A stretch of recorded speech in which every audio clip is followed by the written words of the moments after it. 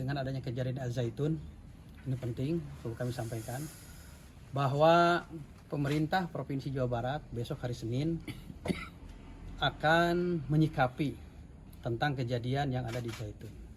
Sebenarnya kami sudah beberapa kali menyikapi sesuai dengan perintah Pak Gubernur, bahkan menguatkan kembali Pak Gubernur tadi malam memerintahkan kepada saya untuk merespon apa yang terjadi hari ini tentang Al-Zaitun. Kemarin juga saya sudah ke situ dan itu juga salah satu tugas, dan sekarang ada tugas kembali untuk merespon harus bagaimana pemerintah Provinsi Jawa Barat menyikapi masalah Al-Zaitun.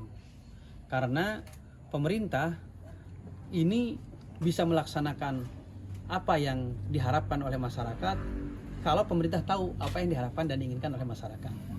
Apalagi menyangkut pondok pesantren. Nah, sekarang ada kejadian kemarin. Untung pihak aparatus itu bisa mengantisipasi sehingga tidak terjadi hal-hal yang tidak diinginkan antara muslim dan muslim. Bahkan tidak terlalu kemungkinan antara pesantren dan pesantren. Kejadian kemarin yang sukses adalah yang mengadu domba. Yang rugi pihak Al-Zaitun, yang rugi pihak masyarakat kalau terjadi hal yang tidak diinginkan. Nah, khusus kami sebagai komunitas pondok pesantren, tolong mari kita jaga citra pondok pesantren. Sehingga jangan sampai citra pondok pesantren ini rusak gara-gara berita yang tidak pasti, ataupun gara-gara fitnah, ataupun gara-gara kejadian di pesantren itu sendiri yang tidak sesuai dengan norma agama dan norma dari agama. Jadi internal pesantren harus menjaga citra pesantren, masyarakat pun harus menjaga pesantren. Pesantren ini sebagai tempat penggemblengan anak-anak dan penguatan akidah, penguatan amaliyah.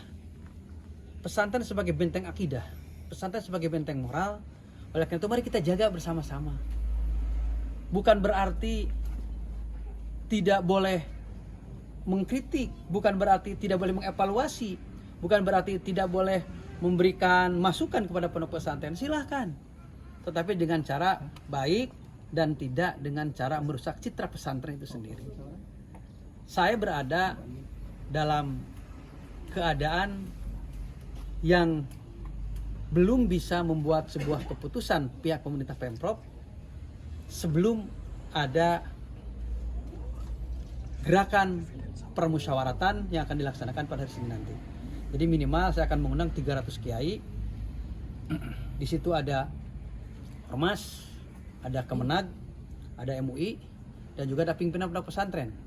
Karena tidak semua pimpinan pondok pesantren, ulama, syekhul masaih masuk kepada pengurus MUI. Tidak semua masuk pada Ormas. Ormas Islam maksud saya, bukan ormas kemasyarakatan.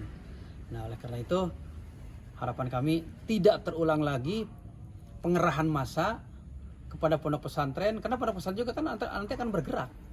Mereka juga tidak mau terjadi hal yang tidak diinginkan untuk menjaga citra dari pondok pesantren, dalam pesantren juga bergerak. Ya seperti itu ada. Jadi hentikan gerakan-gerakan itu, percayakan terhadap pemerintah.